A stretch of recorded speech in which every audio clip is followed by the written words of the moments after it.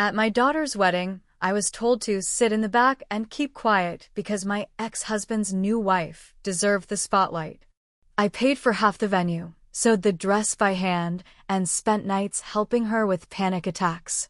As she walked down the aisle, she avoided my eyes. Then the photographer said loudly, "Let's get a family shot. Just the real parents, please." I sat alone at table 19, watching them toast without me. A week later, I got a message. "Hey, can you still help with the honeymoon expenses?" My daughter's wedding was supposed to be one of the proudest days of my life.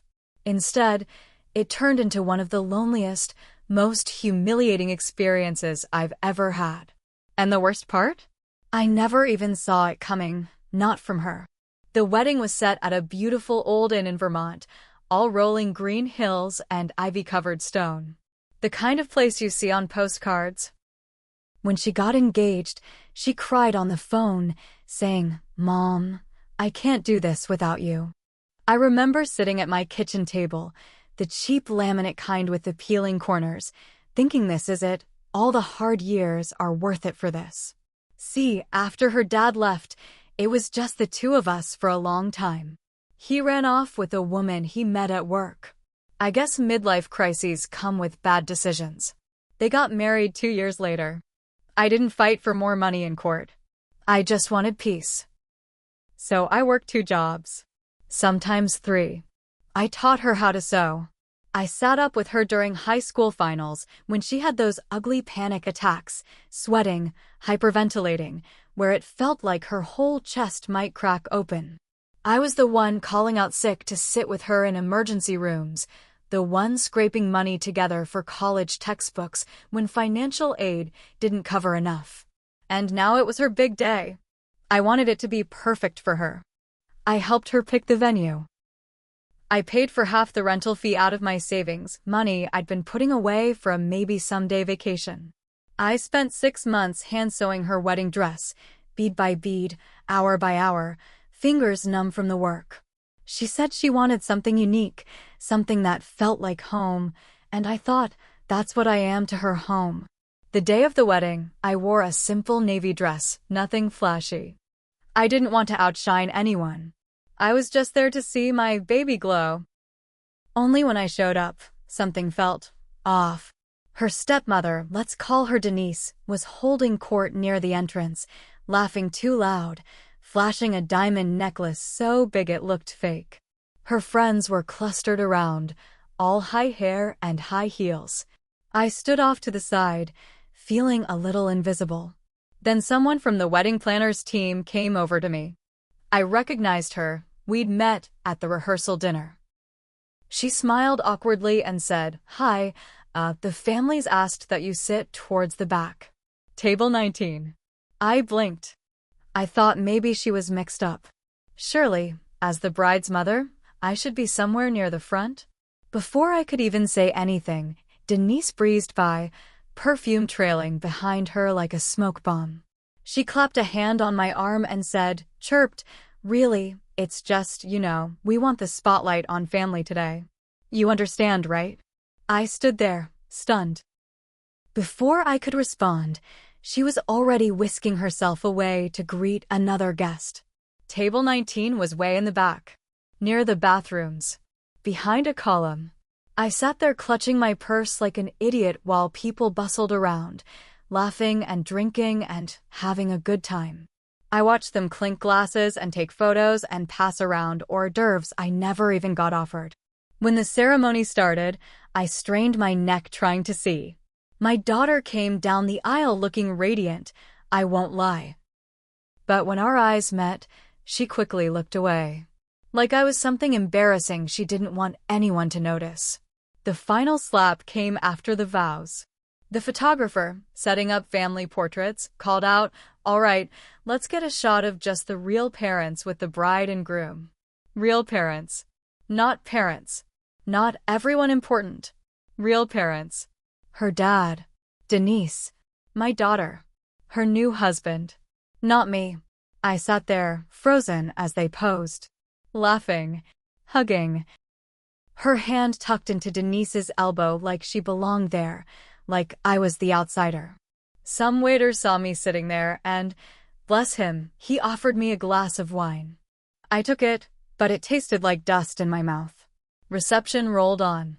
Table 19's other occupants were mostly random coworkers of the groom and some distant cousins. None of them really talked to me. Every once in a while, I would glance toward the head table and catch sight of my daughter laughing at something Denise said, her head thrown back like she didn't have a care in the world.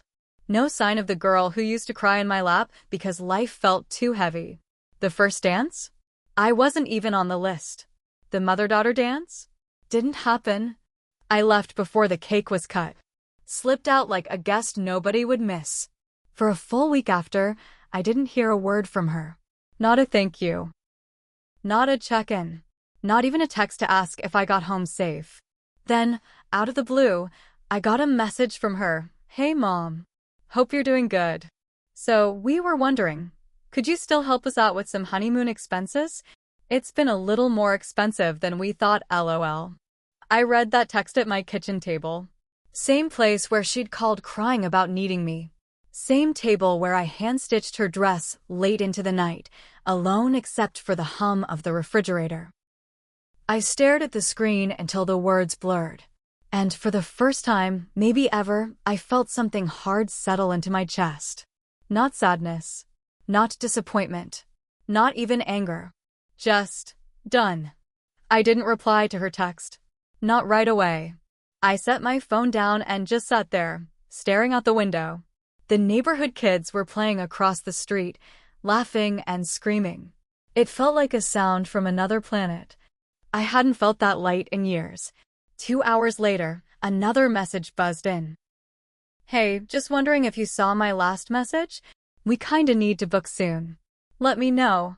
Heart, the heart at the end hit harder than a slap.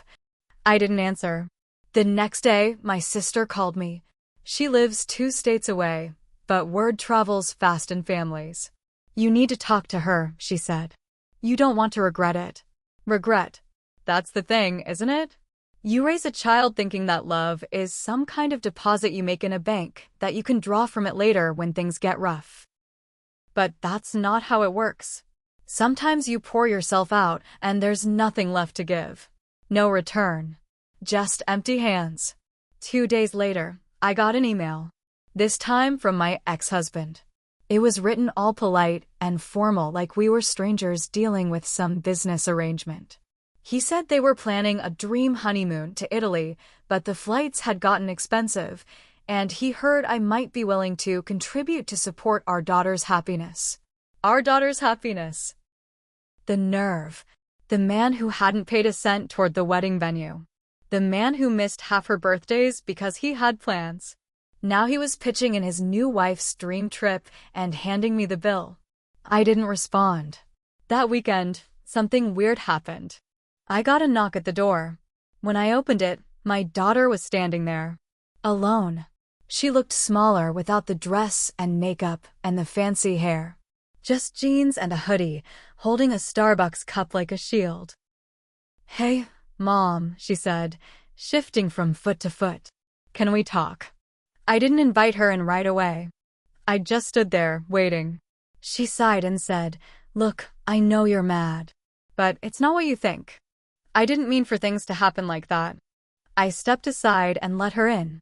The living room felt colder than usual, like even the walls were holding their breath. She sat down on the couch and started talking fast. She said the wedding planner pushed a lot of decisions. That Denise got really involved and that she didn't want drama. She said she felt stuck and didn't want to make a scene by insisting I be front and center. But you're my mom, she said, looking up at me with those same green eyes I used to wipe tears from. You know how much you mean to me. I didn't say anything. She went on about how stressful everything was. How she barely remembered half the night. How she wasn't thinking clearly. Finally, she said, I just need some help right now. Please. We really want to start our life right, and this honeymoon would be everything. I let her finish. Then I asked one question. Did Denise pay for any of the wedding? She blinked, caught off guard. Well, no. I mean, she helped with decorations and stuff, and your father? She hesitated. He paid for the open bar. Part of it. I nodded slowly. I paid for half the venue, I said. I sewed your dress. I stayed up with you through every panic attack, every heartbreak, every broken bone and broken dream. Her mouth opened like she wanted to say something, but I held up my hand. And when it mattered, I said, my voice steady, you picked them. She started crying then, silent tears sliding down her cheeks. Big, heavy drops. Mom, please. I'm sorry. I just wanted it to be perfect. I stood there, watching her cry, and felt nothing. Not anger. Not hurt. Just tired. You wanted it to be perfect for them, I said. Not for me. She looked so small sitting there, clutching that stupid Starbucks cup, sniffling. I can't help you, I said finally. I'm sorry you're struggling, but you're going to have to figure it out. Her face crumpled like a paper bag. She got up without a word and walked out the door, shoulders hunched like she was carrying the weight of the whole sky. I didn't watch her go. 2 days passed. No word. Then I found out from a mutual friend on Facebook that her honeymoon had been canceled. Apparently, the travel agent needed the full balance up front, and without my contribution, they couldn't swing it. Cue the flood of passive-aggressive posts. Things like, some people are so selfish even when you need them most. Family isn't always blood. Sometimes it's who shows up. Disappointed but not surprised. Each post felt like a tiny dart aimed at my back. Then something even worse happened. Denise reached out. She sent me a message, long and syrupy, saying how sad it was that I couldn't find it in my heart to support my daughter, and how some people just aren't cut out for real motherhood. Real motherhood. That word again. Real. I sat there rereading that message for an hour, the rage thick in my chest. My hands shook. I didn't respond. But I started planning. Not screaming. Not name-calling. No Facebook rants. Nothing loud. Something quieter. Colder. You see, they thought I would just disappear quietly. That I'd stay sitting at table 19 forever. They forgot something important. I built a life out of nothing once. I can do it again. And this time, they'd feel the difference. I didn't respond to Denise's message. I didn't call my daughter. I didn't post anything on Facebook. I stayed silent. But I started pulling strings. You see, one thing they forgot was that small towns remember everything, and so do the people in them. I still knew the owner of the venue they used. We went to high school together. He always liked me. I also knew that, technically, the rental agreement had been made in my name, because I'd paid the deposit. My ex and Denise hadn't even bothered to read the paperwork. They just assumed everything was taken care of. The final payment for the venue hadn't gone through yet. It was due 2 weeks after the wedding. I made a quick phone call. Hey, I said. This is going to sound crazy, but I need you to cancel that second payment. There was a pause. Then he said, you're the contract holder. If you're saying you're not paying, we can void the agreement. That's what I'm saying, I replied. 2 days later, my daughter got a bill for the remaining balance, $6,400. They tried to argue, tried to pin it on me, but legally, it was her and the groom's name now. I had signed everything over to them during the final week to make things official, thinking I was being supportive. The venue gave them 30 days to pay. Otherwise, it would go to collections. Cue the frantic texts. Mom, what did you do? They're saying we owe thousands. You have to fix this. I didn't answer. Not once. Then came another twist. A real one. Turns out, Denise had put her own credit card down for part of the flower arrangements and the tent rental. She expected to be reimbursed out of wedding gifts. But after paying the open bar and other unexpected bills, there wasn't enough left. And now she was pissed. She started calling my daughter nonstop. Started blaming her. Started blaming my ex. My daughter posted a long, whiny status online about being betrayed by those you trust most, and how she couldn't believe the cruelty of some people. People started asking questions. Friends, relatives, even casual guests wanted to know, why wasn't the mother of the bride at the front?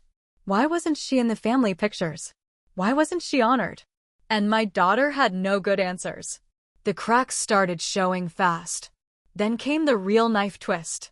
Remember that hand-sewn wedding dress? The one I spent 6 months making by hand, every bead stitched with sore fingers and sore eyes? I still had the original receipts for the fabric and the beadwork. And the agreement, in writing, that said if the dress wasn't paid for by the wedding date, I retained ownership. It sounds harsh. It wasn't meant to be. It was just a little contract we drafted early on, thinking nothing would go wrong. She had wanted to pay me a little something for the materials and work, but it got put off in all the planning. After the wedding, that payment never came. So, 3 weeks after the wedding, I quietly filed a claim. A sheriff showed up at their apartment door with a court order. The dress had to be returned to me. Immediately. They tried to fight it. They argued it was a gift. But legally, it wasn't. It was a service with a cost, unpaid. I got the dress back, still boxed and dry cleaned. It sat on my dining room table like a ghost. I could have let it rot there out of spite. But I didn't. I sold it. To a bridal consignment boutique 2 towns over. A young woman bought it, a nursing student, paying for her own wedding, who cried when she saw how beautiful it was. It felt good, honestly. Like something broken being made new again. Meanwhile, my daughter's marriage was already starting to show cracks. Fighting over money. Over blame. Over whose fault it all was. Denise wasn't swooping in to save them anymore, either. She was too busy protecting her credit score and planning her next charity gala. Word got around town about how they treated me. Slowly, the invitations stopped coming. The sympathy dried up. I didn't gloat. I didn't dance on their misery. I just lived my life. I started picking up small sewing jobs again. Alterations. Custom dresses. It was something I hadn't done in years, and it felt good to have a skill that didn't depend on anyone's approval. One evening, about 3 months later, I got another knock at the door. When I opened it, there stood my daughter. No makeup. No pretty clothes. Just red eyes and a crumpled hoodie. She looked like someone who had finally run out of places to hide. "Mom," she said, her voice shaking. "I messed up. I didn't move. I don't have anyone else," she whispered. There was a long, heavy silence. I thought about the years of sacrifice. The night stitching bead after bead until my fingers bled. The way she turned her eyes away from me when she walked down the aisle. And still, that voice inside me said, "She's your daughter." But another voice, one quieter, older, harder, said, "She chose." I stood there, caught between the two.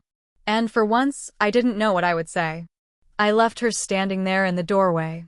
It wasn't to be cruel. It was because I needed to think. Really think. She shifted from foot to foot, wiping her nose on her sleeve like she was 10 years old again. Finally, I stepped aside and let her in. She sat on the edge of the couch, hands twisting in her lap. I could hear the ticking of the old clock on the wall, loud and steady like a heartbeat. "I'm sorry," she said. "I was selfish. I let them treat you like you didn't matter. I let it happen because it was easier." She sniffled and looked up at me, desperate. "I just wanted everyone to like me. I thought if I made everyone happy, it would all work out." "And what about me?" I asked, my voice flat.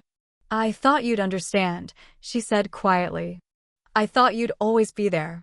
There it was. The knife. Twisted slow and deep. I took a deep breath. "You know what the hardest part was?"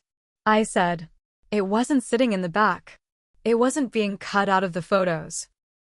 It wasn't even getting that stupid text about paying for your honeymoon." She looked up, eyes wide. "It was realizing you didn't see me," I said. "Not really. You saw what I could give you. Money, time, love. But you didn't see me." She opened her mouth, but I shook my head. I sewed your dress, I said. With every stitch, I thought about you. Your first laugh. Your first steps. How you used to fall asleep with your head in my lap. I paused, heart thudding painfully. And when it came time to honor me, you acted like I was a stranger. Tears slid down her face. She looked ruined. And still, a small part of me ached for her. But I didn't reach out. Not this time. You made your choice, I said. And I made mine. She stared at me, silent. I can't keep giving pieces of myself to people who only show up with empty hands when they need something, I said. Mom, please, she whispered. I don't have anywhere else to go. I nodded, slowly. I know, I said.